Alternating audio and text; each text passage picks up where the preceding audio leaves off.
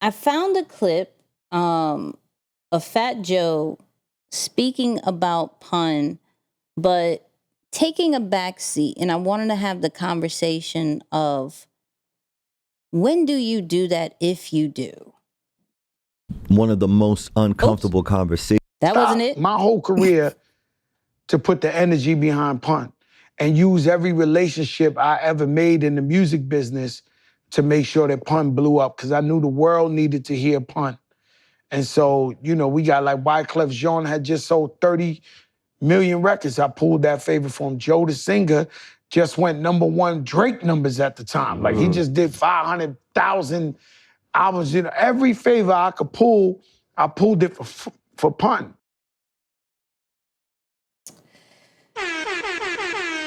So here's my thing. Like, Joe had 2 albums already out.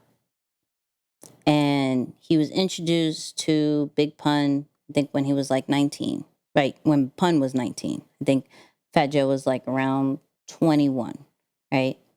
And Joe was already somewhat of a success. And he stopped everything to give to Big Pun because he felt like he was the one. We've heard this story before with CJ and E.T., right? Where C was already talking and he took a back seat. So I want to have the dialogue of what would make you want to take a back seat if you've already have a proven track record? Like what would be that thing? Like, clearly Joe saw like something way bigger than him, right? He even said it later on, like, yo, he's the one that opened the doors for us, right? Big Pun was the biggest Latin artist at that time, right? Rap Latin artist. And so I'm like, yo, that could have went really bad. And I remember the times where when Pun died, people questioned, is he going to stay relevant? Right? You're nothing without Pun. Like, what are you doing? Right? And till this day, we're still talking about Fat Joe. Fat Joe is still very relevant in the culture. Still coming out with random hits that I still don't understand about, but they're great. Right? He made his dent in social media with his IG lives, right? Yeah. It even got a deal, right? So I'm just like, yo, that's a lot to give up and just stop your whole career and leave it to, he said, he was like, yo, I want to be the Puff Daddy to Pun, right? How Puff was to Big, I want to be Puff to Pun. And he actually emulated a lot of like what his crew did and how he acted based off Bad Boy, right? Interesting. Which I have another point to bring up. Like, is that why when you emulate somebody, is that also why maybe you're not past them? But that's another situation. But I wanted your take on, like, what would make you want to do that? Yeah, so that's a very interesting concept. Like, I could understand people who are serving others because you look up to them, right? To be past them and to go back, that is different, right? Like that, you got to give a lot of respect to him for doing that. Now, the only way I can make sense of it in my mind as to like when is the right time to do something like that, or when I would personally do something like that, it's when it's a part of your values to duplicate or push ahead certain people of your community, your culture. Like, it has to be something deep in the core that would make you put your own career on hold to go back and bring somebody else forward. Because I've jokingly, but pretty seriously, probably made a comment a lot saying that I know by nature humans are selfish. meaning that they are quick to think of themselves first, right, and protect their own personal interest before lending a hand out to somebody else. So in this case, that Fat Joe would put his own career on hold to go back and help out Pun. The only way I can make sense of it is he's really someone who's big or has a core value on, yo, let me make sure that I'm bringing people of the community back to the front. Yeah. You know, and that's got to be such a big value of yours, like so much so that you're willing to put yourself on hold to make that, you know, still happen. So other than that, though, Nix, I can't logically think of something to say, yo, this would make me do that. I mean, because like, I'm not saying don't help nobody. By all means, of course, we're saying help people. Like we see people, I think of Kevin Hart, who, you know, again, he's kind of taking a lot good care of the people in his team, although they're still working together. That's a good sign. But to put here, like Kevin Hart didn't put his career on hold for that. Right. Obviously, he kept building and helped them establish. So yeah, that's unique. I don't know. But What's your take on that? That's interesting. But if we think about Kevin Hart, all his friends told jokes. And I think they may have taken a back seat a little bit. They had For to. him. Yeah, for him. Yeah. Right. But I'm saying, imagine the story was the other way around. Yo, Kevin Hart puts his career on hold to make his friends blow up. But I honestly think that Fat Joe saw that he was way better than like Pun was better than Fat Joe. Easy. You see, like he felt he was better than him. Mm-hmm.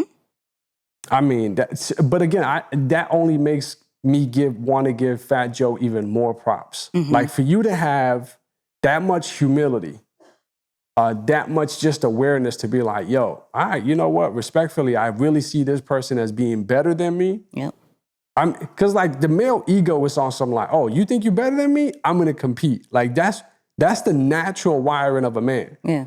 So, and anyone, I'm not just gonna make it just specific to men. I think it's a natural thing. It's like, yo, if that's the next person up, I already got 2 albums, he got none, I'm gonna compete. So I think that makes me want to give him even more maturity. Right. But I still can't think of something that would make me do the same. That's a very interesting question. I don't know.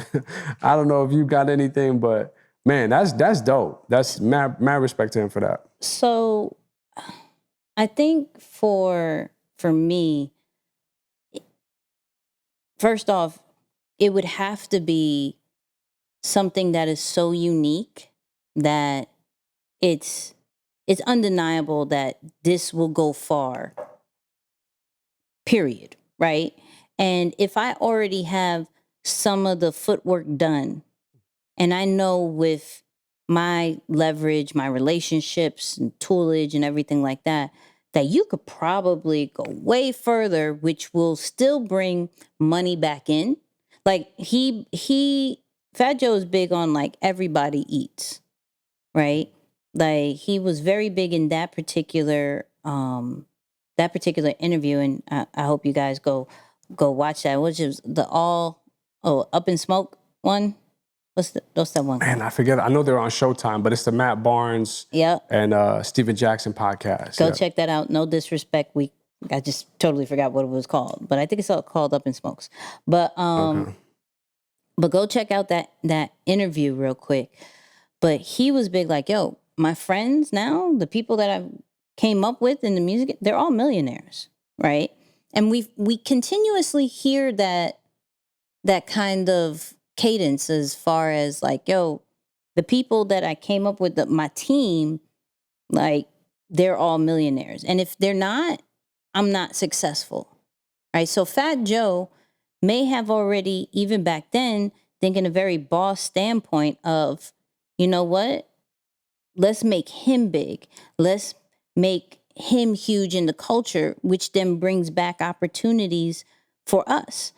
When Pun was alive and at his prime, he had he put Terror Squad on his back.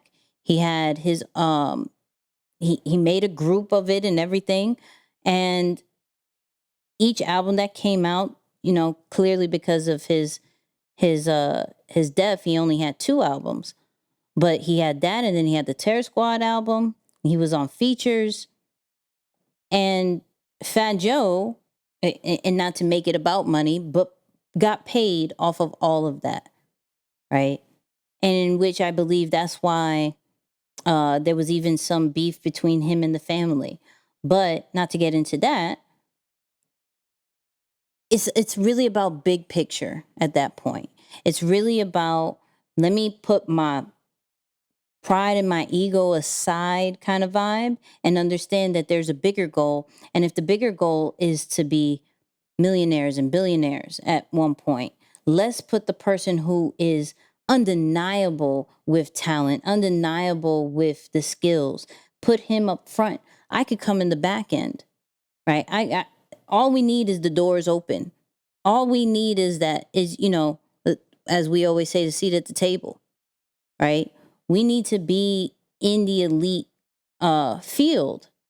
And then I'll come back. And as we see, Fat Joe has come back. Lean Back came out after Pun. What's another one? What's the All the Way Up after Pun? After his tax situation, after he went to jail, right? So I think it just takes a real big, like, what is the end goal? What is truly the point of all of this? And if you are the better one, I'm going to make you point. I'm still getting rebounds for you. Don't get it twisted. I'm still very needed in this. But I'm making you point. And you're going to get us to the chip.